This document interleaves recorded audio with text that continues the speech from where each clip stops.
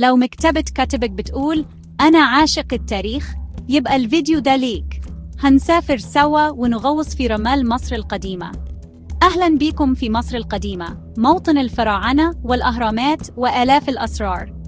تخيل نفسك ماشي على ضفاف النيل، كل حجر فيه حكاية. الهرم الأكبر بالجيزة إحدى عجائب الدنيا السبع، لسه لغز محير العلماء لحد دلوقتي.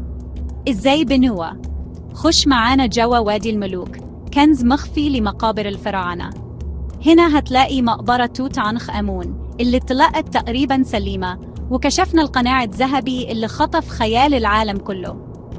بس مصر القديمة مش مجرد مقابر وكنوز، برديات كاملة بتحكي قصص الآلهة والمعارك الأسطورية وقصص الحب.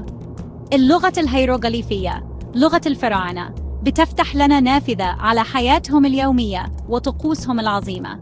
سواء كنت من عشاق التاريخ أو بس عندك فضول، مصر القديمة دايماً عندها سر جديد مستني تتكشف.